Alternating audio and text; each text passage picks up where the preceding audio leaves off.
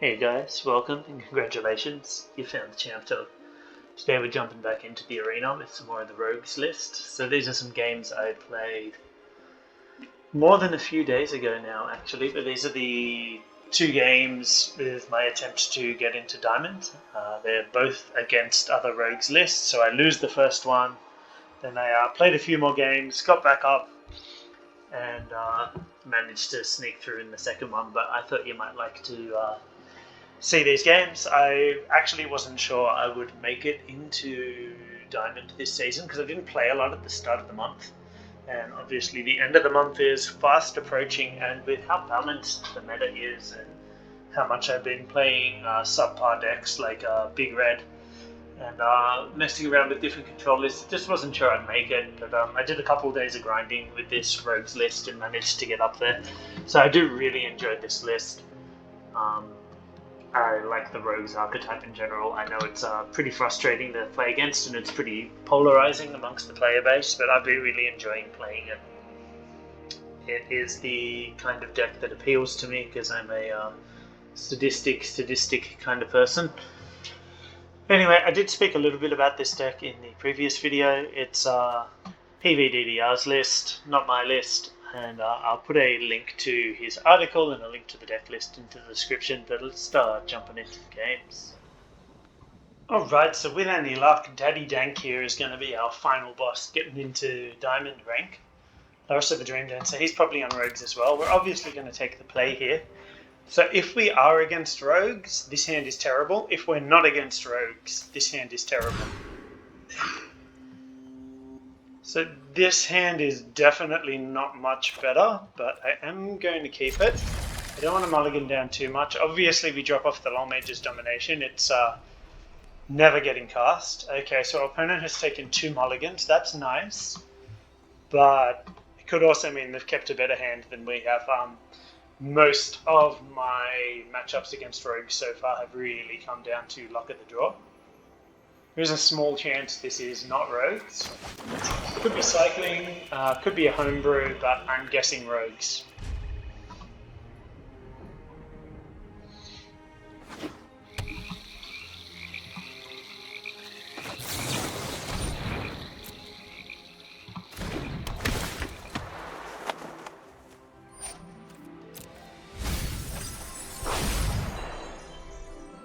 Looks like they're holding up an Enforcer of their own.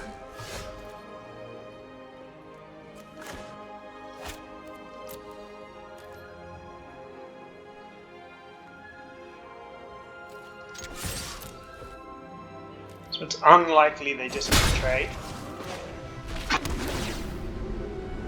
Hopefully they make the mistake and flash it in now while I've still got Bloodchief's Thirst held up.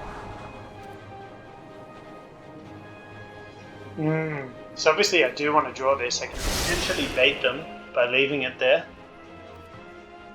No, they do not take the bait, sadly. So here it comes. We knew it was happening. It's fine. Really would have liked that island.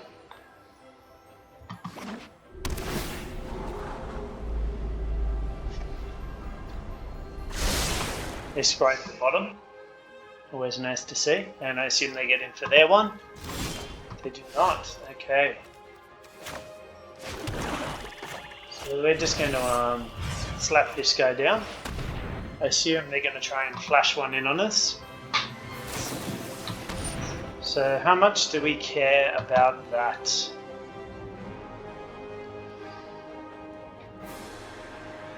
It does mill us to 4.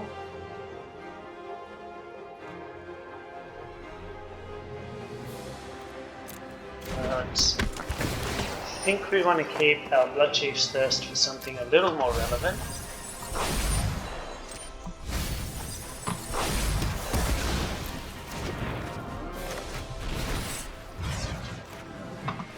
It's just unfortunate that our opponents filled our graveyard faster than they've filled theirs. That's obviously one of the deciding factors in these matchups.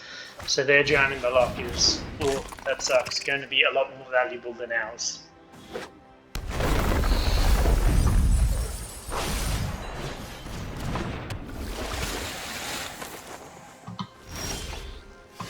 And that draw does not help us much.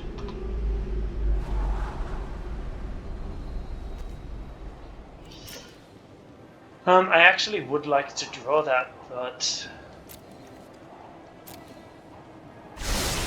Okay, I guess I can. I can kill off the Ruin Crab a little bit later.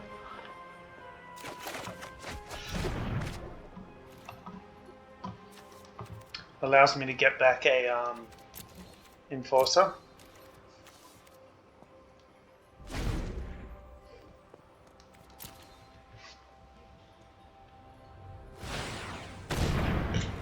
But I'll be honest, so far this matchup has not been going too well for us. The milling is very important.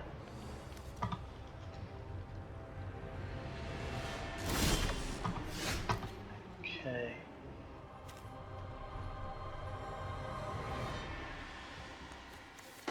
So I do want to kill off this Ruin Crab.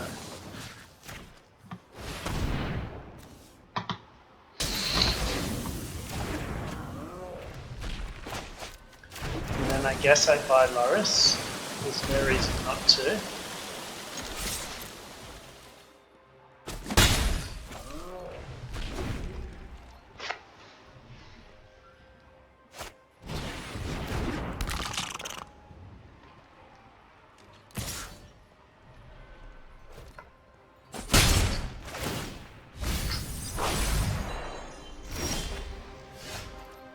Okay. So they decide not to tap out for their own Loris.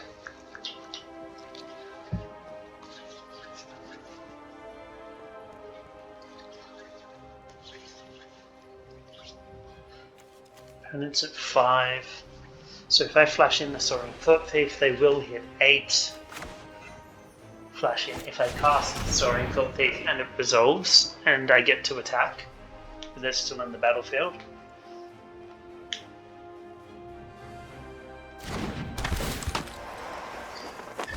If they choose to counter or kill it, then I can resolve Loris. Like slap down a land, resolve Loris, and get a Enforcer back.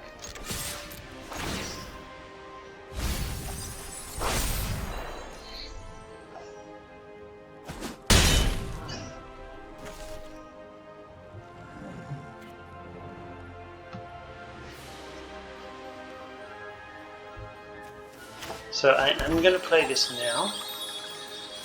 But I'm not going to play out the Loris just yet. I'm reluctant to do that in the open mana.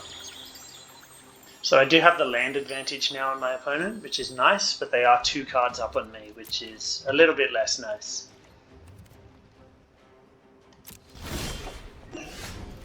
Of 1 mind. Okay, so if I can resolve Loris, I can cast this for 1.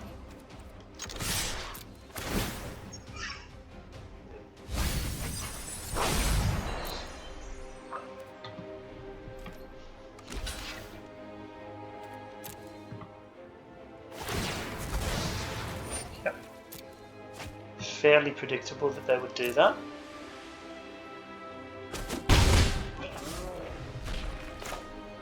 So I guess I should go for Loris. I can always get it back with Agadeem's Awakening if it gets countered.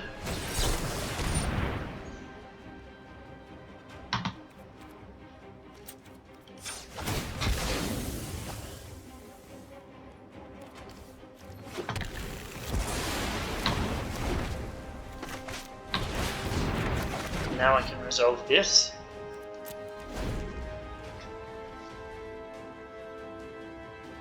I'd love to draw a removal spell for when my opponent resolves their Loris. I'd love to not have to keep saying the word Loris, because I hate the hissing sound on the S's. Okay, so that's all of my LoL Mage's dominations gone, isn't it? Yes. So I need to be aware that that is no longer in play.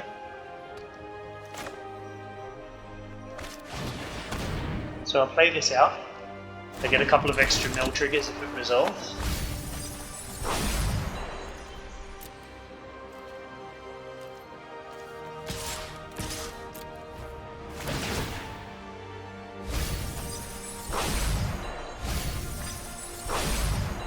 Well, opponent's playing Call of the Death Dweller.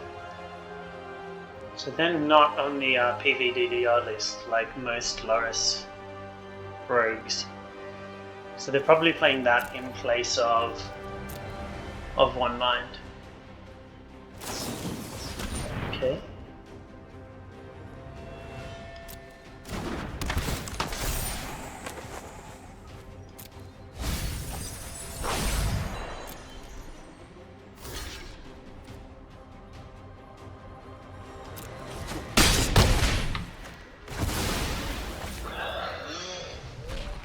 So I want to leave Into the Story open, obviously. There was potentially an opening to cast it there, but my opponent still had 2 mana up, which could represent a Drown in the Loch. So they're plumbing through their graveyard. If they go for Loris into this thing, I'll be pretty happy. Thieves Guild Enforcer. Okay, Merfolk Windrobber. So now's my opening to resolve this. My opponent is tapped out, so I can... Oh, I mean, I definitely want to kill the Loris. That's a non-negotiable bit.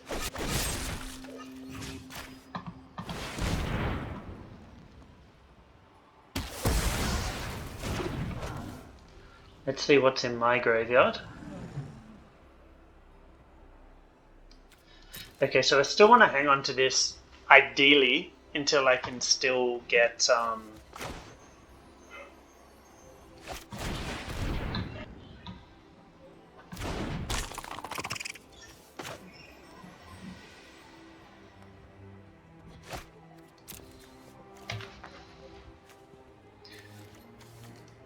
Loris with it as well.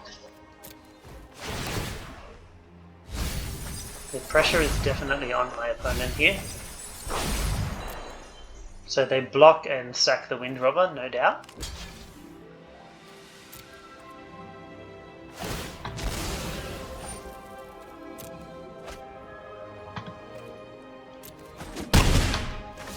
And you can now play this out and start pulling ahead on the mill race as well. Still have German block on up.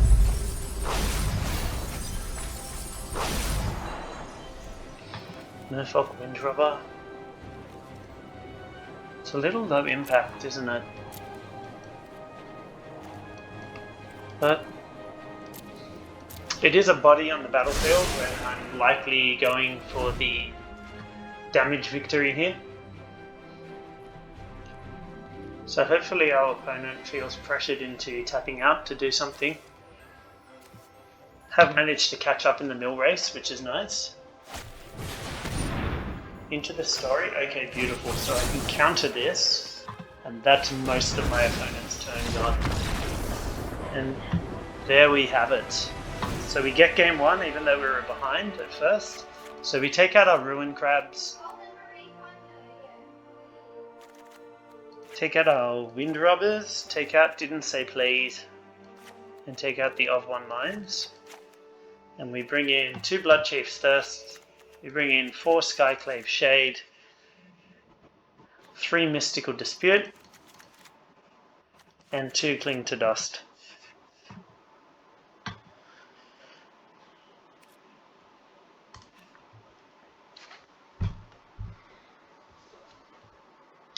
So post sideboard, depending on how our opponent sideboards, the game's really about Skyclave Shade. I actually played a Dimir control list earlier today. So game 1, it was configured as a typical Dimir control.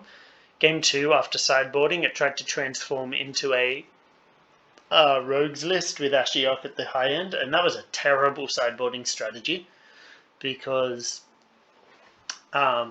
against either Dimir control or rogues, a big part of my sideboard plan is Skyclave Shade. So they actually transformed into something that was less effective against me because they were trying to fight me on my own turf.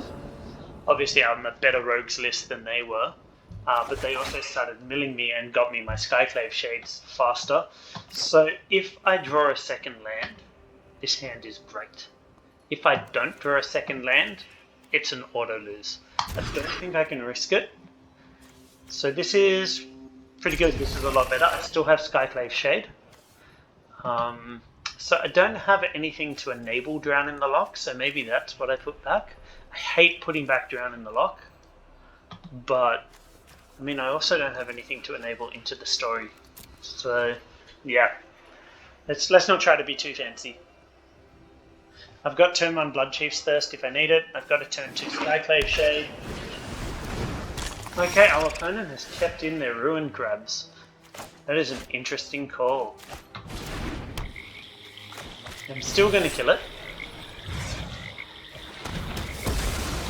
because it does get in the way of my Skyclave Shade getting through for damage.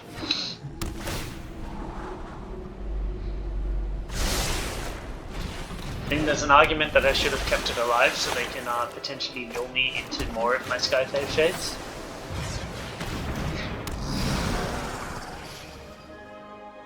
But yeah, PVDDR recommends against leaving Ruin Crabs in, specifically for that reason, because this match becomes so much about Skyclave Shade. You run the risk of milling me into a Skyclave Shade and effectively drawing me a card.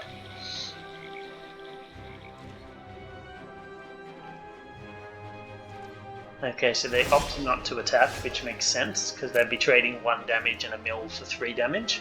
I'm obviously going to attack here.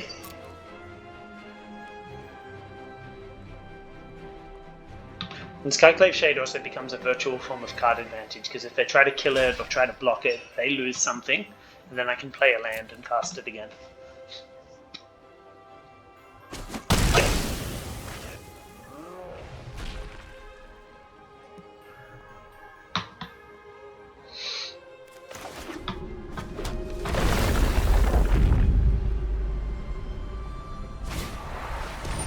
Okay, so yeah, they've used a Merfolk Windrobber and their Cling to Dust to deal with my Shade.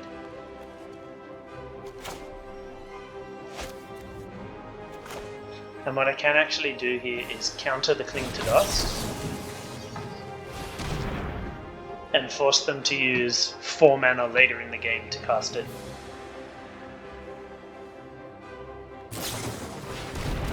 Soaring Thought Thief is fine, I have a Heartless Act for that. I will keep that there. Obviously it's going to get milled if this Thought Thief attacks, but if it doesn't, I'm happy to draw it, even though it definitely will, and I'm also relatively happy to see that milled.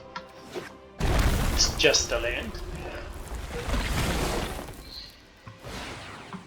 Okay, so they buy their Laris here. It's beautiful.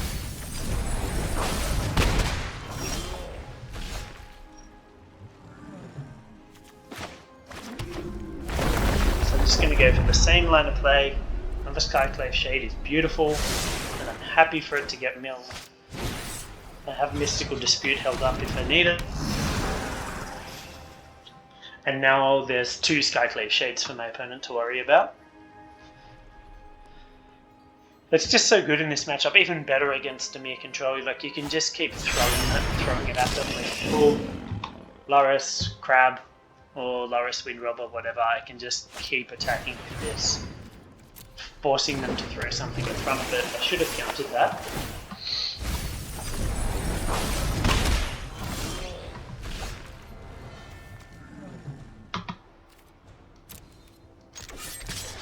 So I'm going to attack here.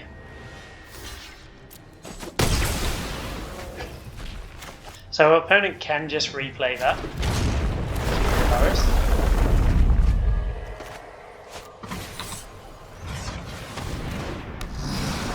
Except that I'm actually going to kill their Laris here. I was just going to play both Shades out, but I think this is a better line. Stops them from getting that value of just playing the Windrobber every turn to block a Shade. Yep, so they get an Enforcer.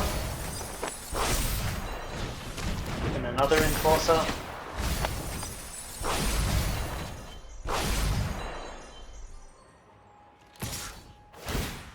So if I draw an untapped land next turn, I'll be very happy.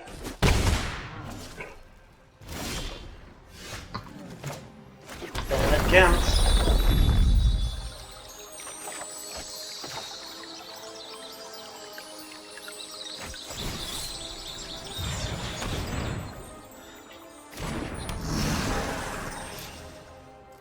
So I'm of course going to attack now.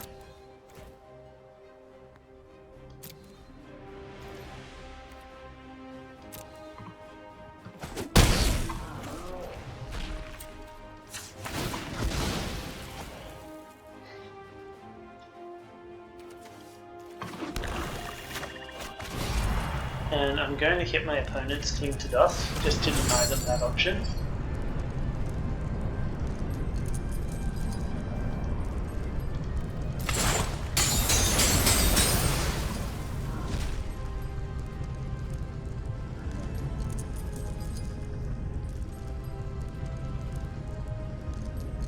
Obviously I'm going to take a fair bit of damage next turn, so that's 10 damage I'm taking next turn. My opponent's obviously considering countering this. So they have done a pretty good job at pressuring me with an Enforcer of my own, so that's good.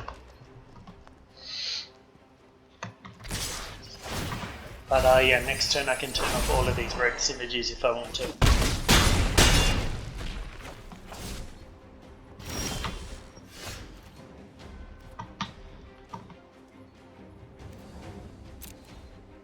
So I'm going to attack in here.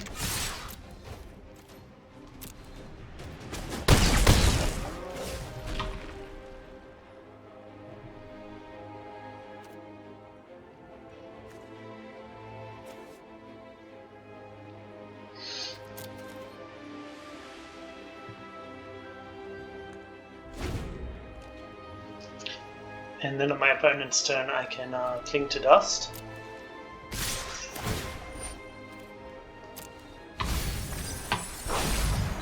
And I can get rid of 6, which will take this down, so it'll still be at 8.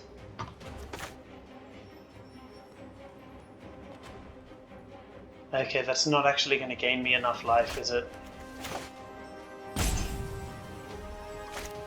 So I'd go up to 9 and take 10. Cool, so I need to flash this in.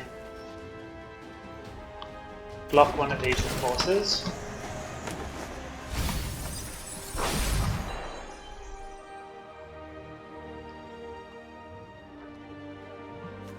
So what I need here is for my opponent to try to fight, like kill this Enforcer.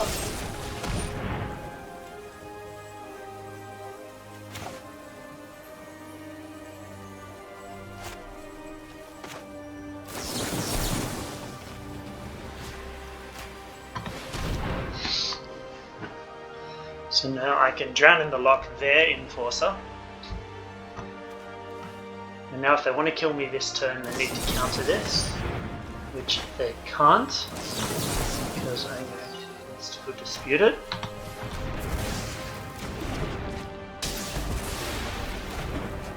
Yeah, so our opponent has done a good job at pressuring the life total.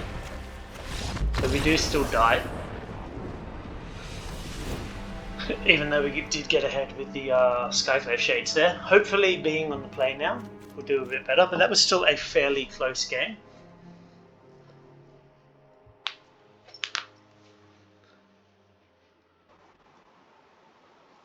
I've really been enjoying Rogues.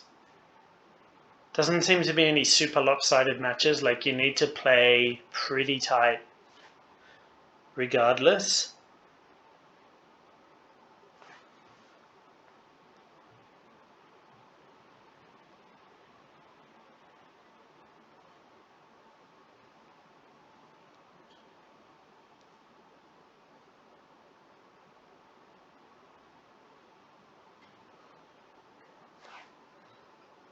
Yeah, obviously our opponent got pretty fortunate with getting a fairly aggressive draw there.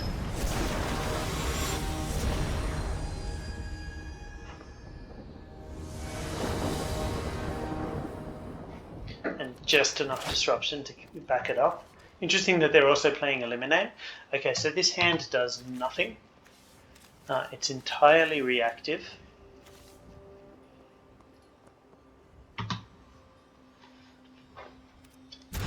I would rather be a little more proactive if that's an option. So this hand is just straight up worse, which is pretty frustrating. So we are going to keep it.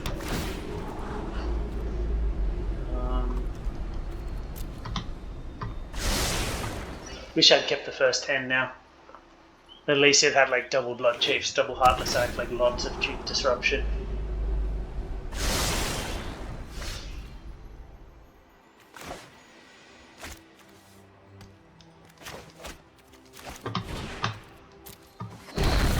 So So we'll play this tapped, save ourselves taking some damage.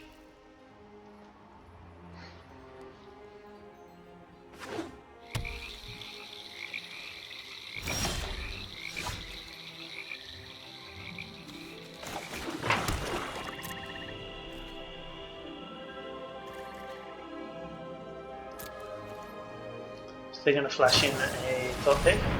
Yep.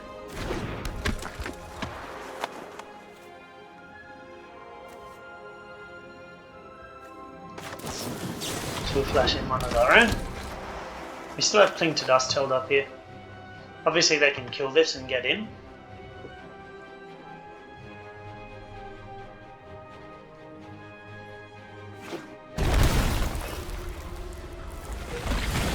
Looks like they're going to play that tap, so they're still holding up a Mystical Dispute. Okay, no, they're holding up a Wind Robber.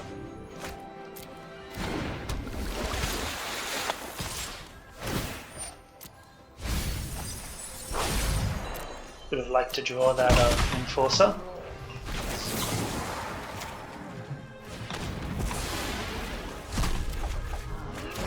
Should have exiled my own island there. That was a mistake.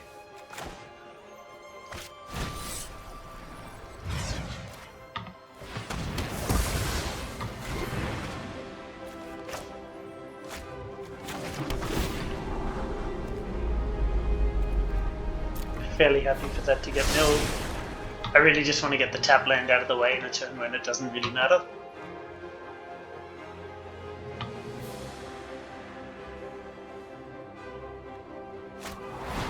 Okay, so they're Cling to Dust, not Cling to Dust. Yeah, so I might get punished for making the mistake of not hitting my own island there.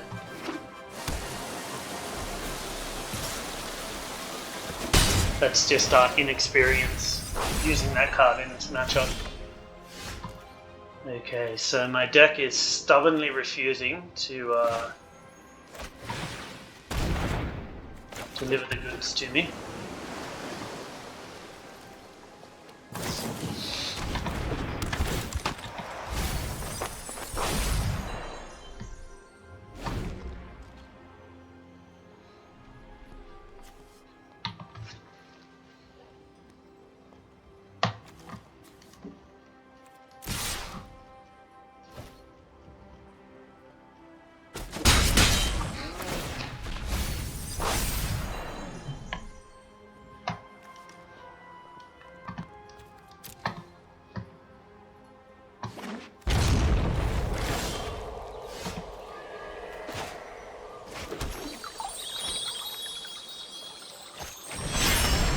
So we're going to play this.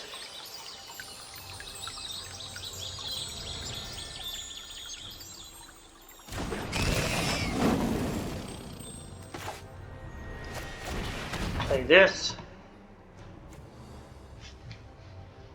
And we've got a Mystical Dispute for if our opponent tries to resolve an Into the Story. Erebos's Intervention. This is such an unusual list. That's fine. Unfortunately, they have got an active Cling to Dust, and they can now use it as well. So we are getting fairly bodied here.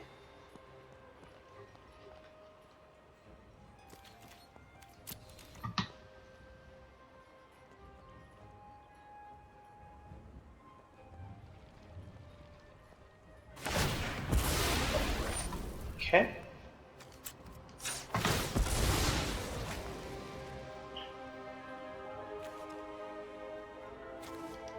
Fetch an island.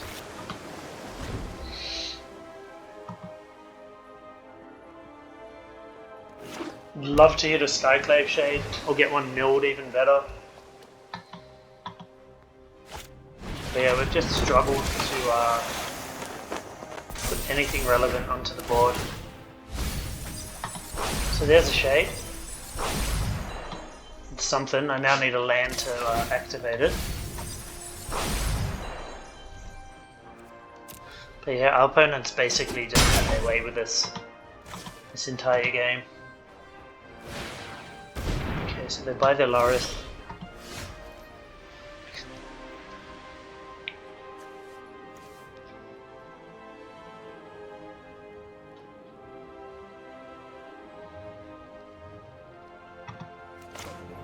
Yeah, we're just getting so fucked with our draws here. So what do I want to destroy here?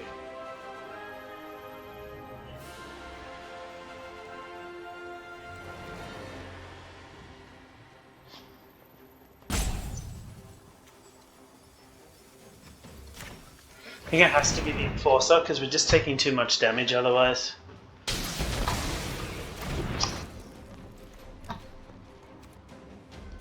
There's no point in attacking.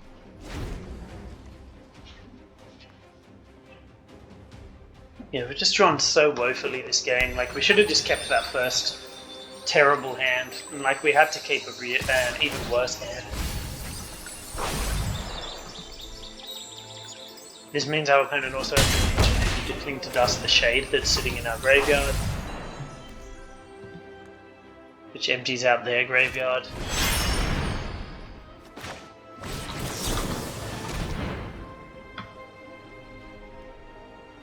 Yeah, there just really hasn't been a single break in this game in our favour.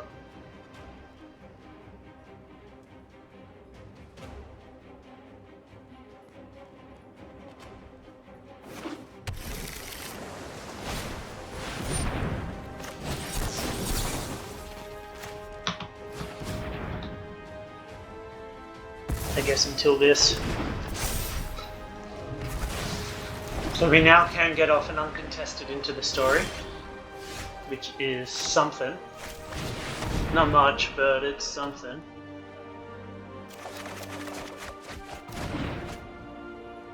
Yeah, obviously we attack here.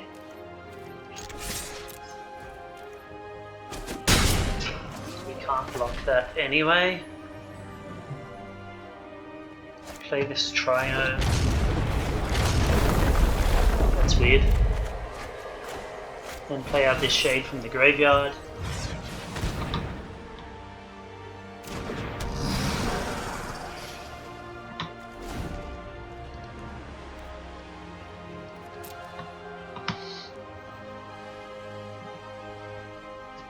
Our opponent does have a 2-turn clock on us.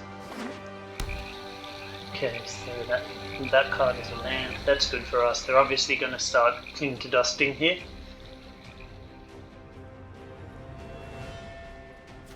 Which sucks, because we only just got them to the point where we could do anything with their yard. Okay, so we're getting into the story here.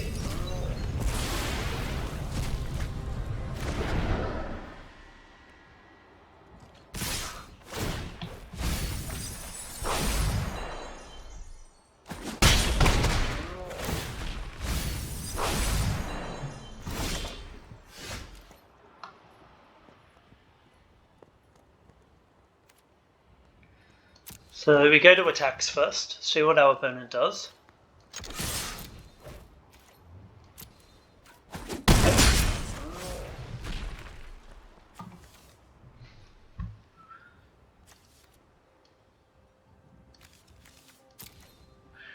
Do they have Cling open? They do have Cling open, so if I go for Aghanim's Awakening, they can try to cling something that I bring back.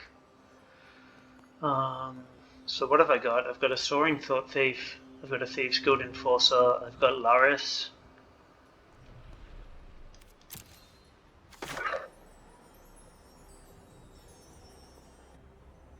But if I do this for 3, I can't fight anything. So I guess what I do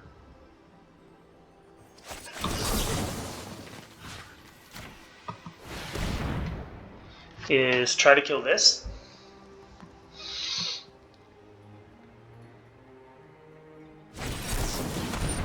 So they use the counter on that.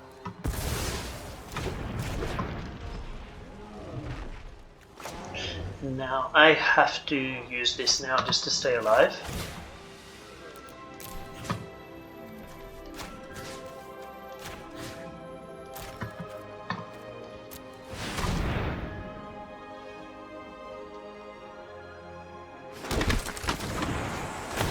But we are dead to any removal spell from our opponent.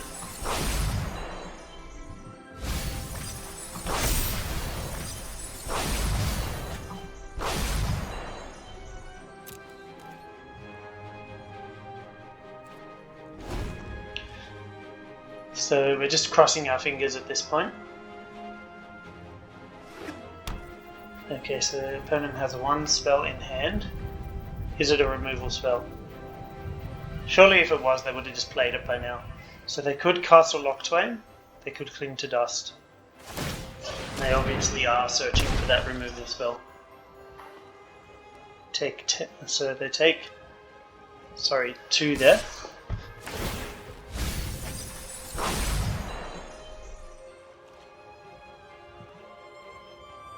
Obviously we're going to block, if they ever learn to stand blockers. They do not. Oh, it has menace, of course. That's their shtick.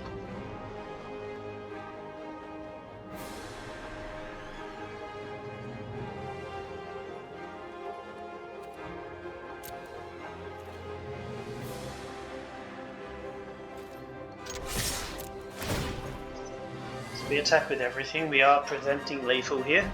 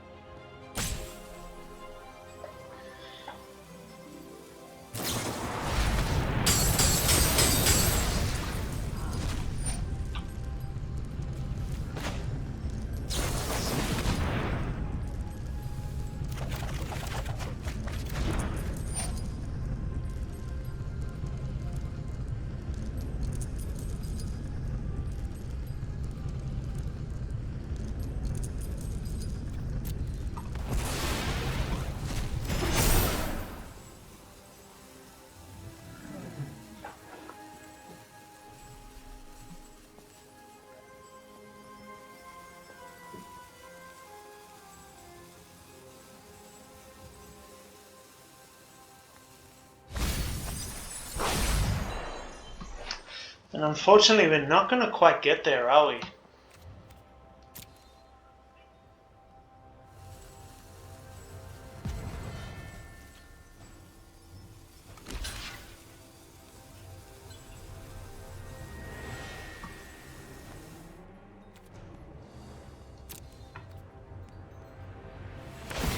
Yep, so they're going to sack.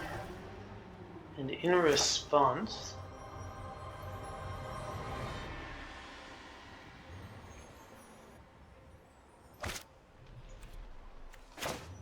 do I Cling to Dust in response?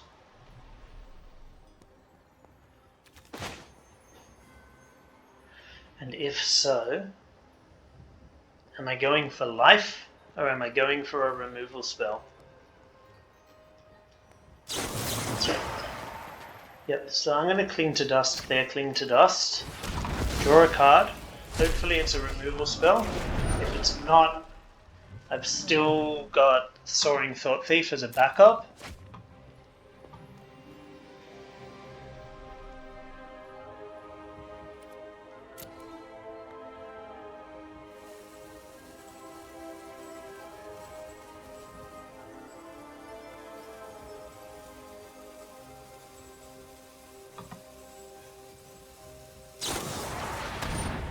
Okay, so they Cling to Dust, my Cling to Dust.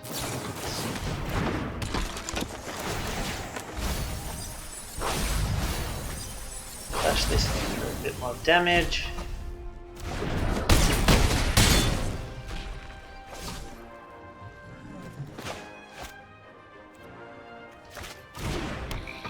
Opponent says good game. Does that mean they have the removal spell? Or are they conceding defeat? They say it again.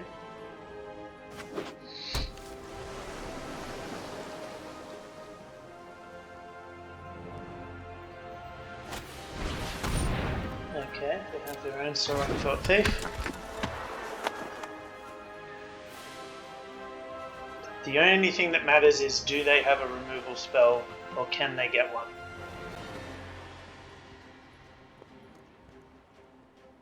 So I don't know what that good game is about. Like, I don't know if they're like saying that they've beat me because they've got the removal spell, or I don't know if they're conceding that they can't beat me because they don't have the removal spell. If it's the first, they're in tricks, so I'm not going to say that. And if it's the latter, then they're saying it prematurely because they still have things they could do. Like they could have cast this Cling to Dust on something that would draw them a card to find a removal spell.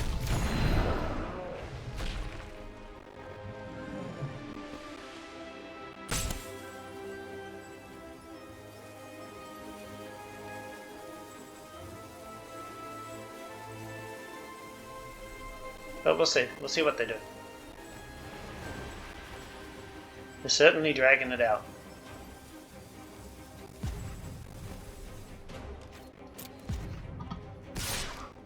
I love their suspense, that's for sure.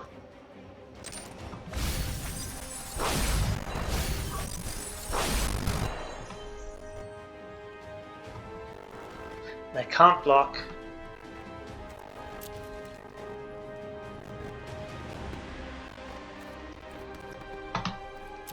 They can never say it first. They can never say it like that. So the guy's a dick. That's the answer there.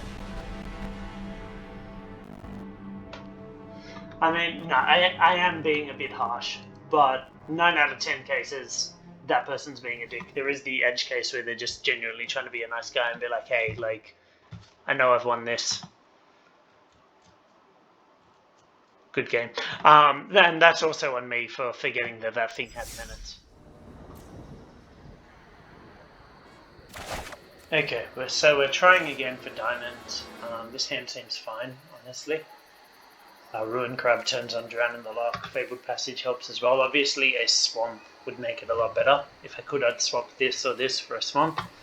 But this seems capable. Opponent also seems to be on rogues again. So we'll see how we go. Obviously, I was a little harsh on my previous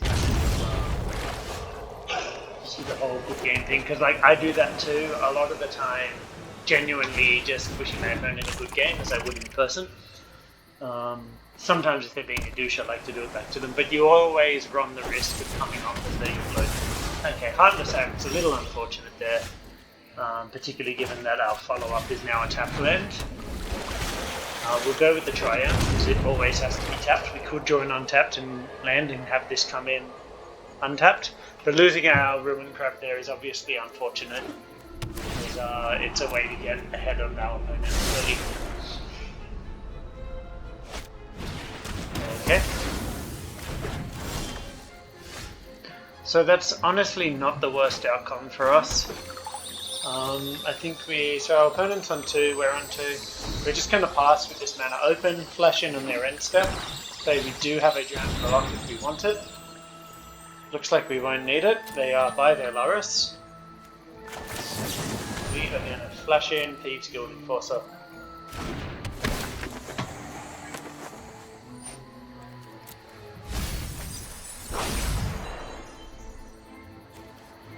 Old school Essence Scatter.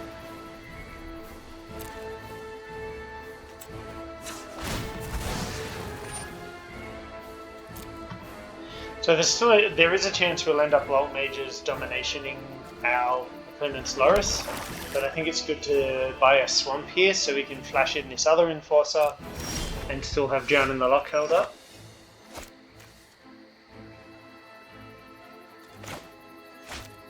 So we will move to combat here.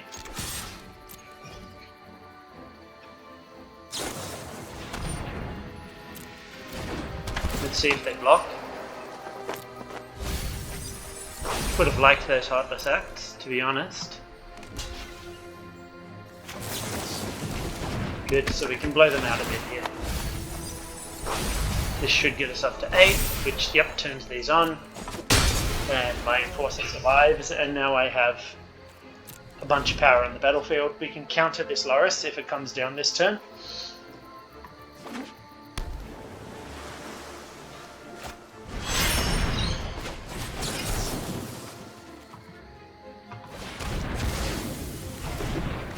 So that resolved really quickly, so we're assuming our opponent does not have a counter spell. We're going to attack in and then we're going to fire off this into the story while it's safe to do so. Third Enforcer is pretty good, so this is a pretty commanding lead on our opponent so far. Okay, into the story of their own. So we'll play this, Play out our favourite passage.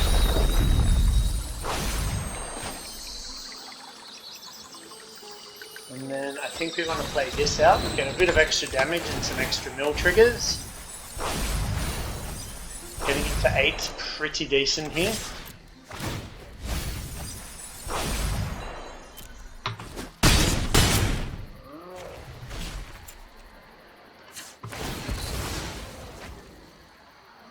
I'm actually going to crack for blue here. Obviously we have way more blue sources than black, but we've also got way more blue pips in our hand at the moment. But we're in a pretty good position, particularly with Drowning the Lock held up here.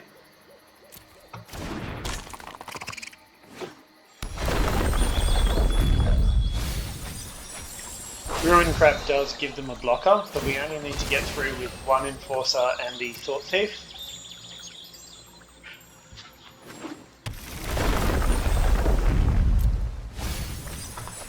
So opponent gets the mills on us as well, and we still are ahead. Okay, so they're at 24 in their deck, 24 in their graveyard.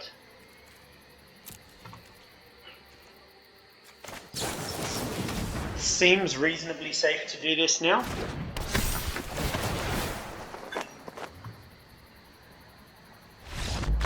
Okay, now opponent scoops it up. Beautiful. So again, crabs come out and shades go in. I think Didn't Say Please comes out, Of One Mind comes out, Mystical Disputes come in.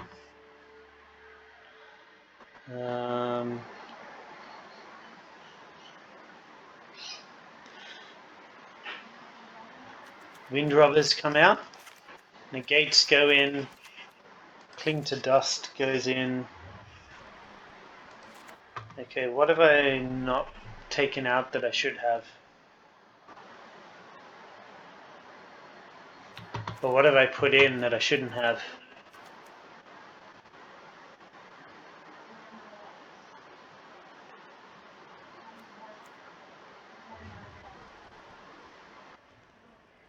So Ruin Crabs are out, yes. Wind Robbers are out, yes. Didn't Say Please is out, yes. Of One Mind is out, yes. 2 Blood Chief's Thirst should have come in. 3 Mystical Disputes come in. Right, no negate. That's what's up.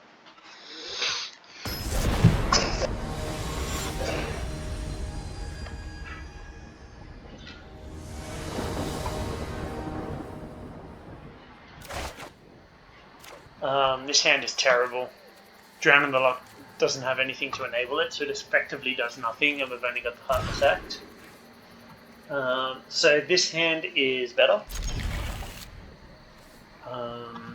What do I want to put back here? I suppose I actually go with Cling to Dust. And it's really nice to have, but I like the 2 shades, and the Mystical Dispute is just too strong to say no to, I think. Okay, so our opponent has kept in Ruin Crab.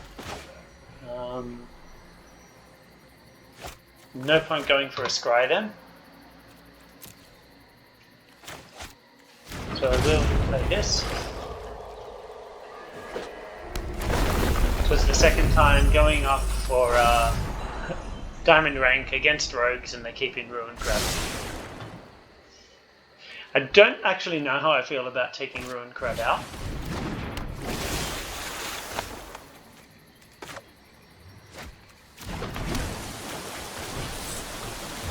Skyclave Shade is so good, but it is just nice to have that mill enabler that comes down so early. Make that such a boon to our opponent right now.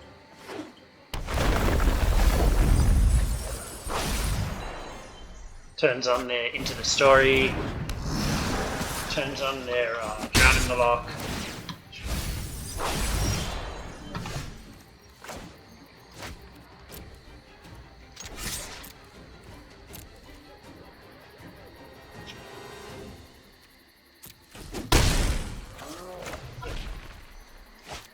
So I really wish I could have a blue mana open to Mystical Dispute, but it was not to be. good as anything else to leave on top to get milled. Little double ruin crab, so that is a problem. Cling to dust is nice though.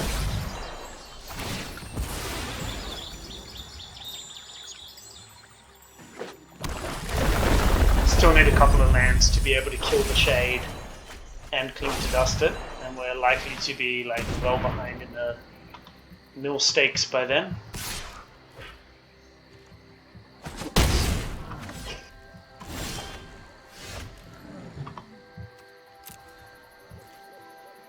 So these guys can't block, so we obviously attack with them. See if our opponent wants to block anything. Okay. So they just do this to avoid some damage.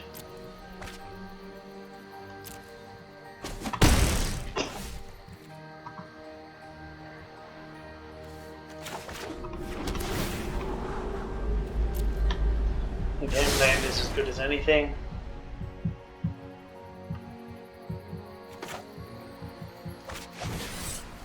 So I'm just going to kill one of these crabs. And I still have Drown in the Lock and the Enforcer held up. But yeah, I have like 20 cards into my graveyard, my opponent's on 3. You know? Okay, here's another Ruin Crab. It's just a Ruin Crab party. Okay, nice. Should have counted. Really should have counted. I guess I can kill it.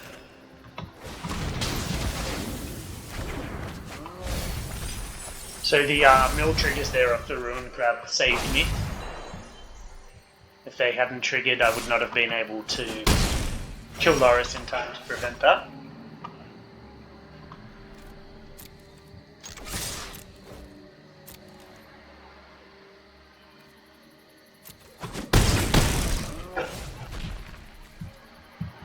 Opponent is at 4 cards, relatively tapped out, so this is an opportunity for me to play out Cling to Dust, but I don't see a huge amount of value in that at the moment. I feel like it's just better for me to hold up Enforcer and hold up Mystical Dispute. We are winning the damage battle at the moment. Okay, another Skyclave Shade in the yard is nice. But I do only have a couple of turns to try and win this game.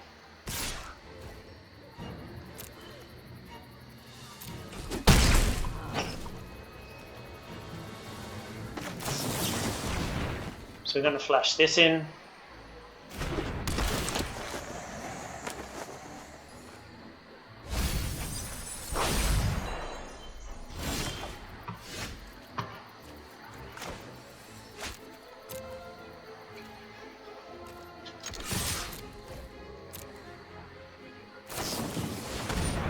Soaring Thought Thief. So I can try to dispute this, my opponents can just pay the cost.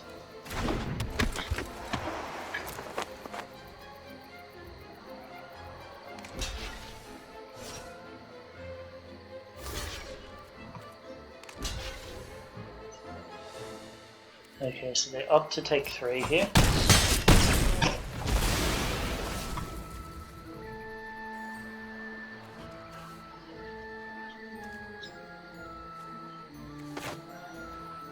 So I do think I need to recast this Shade. And this Shade.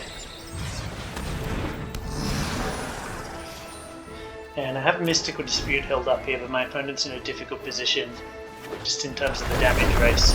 Obviously, they're 2 turns away from killing me on mill triggers. Oh, 1 Fabled Passage. So we're going to take a little bit of damage here. Because they have to attack with the Shade, it can't block.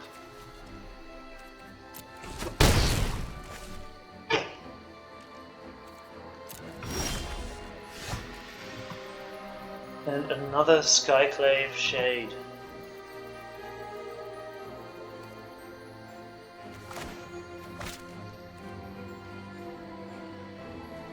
So I've got 1, 2,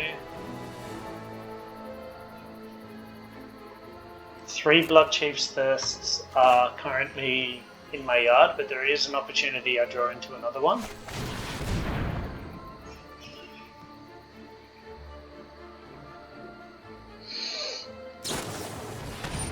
So they flash in a Thieves Guild Enforcer. Gives them 1 more blocker, 1 more turn to try and mill me out. Okay, so unfortunately none of that gets me where I need to be.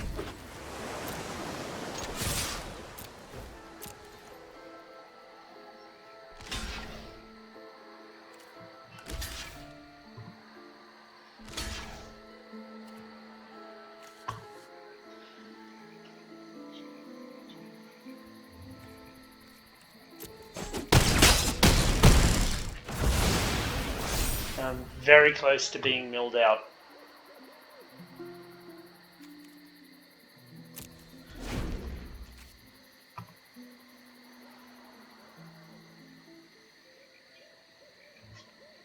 But my opponent's also in a bad situation.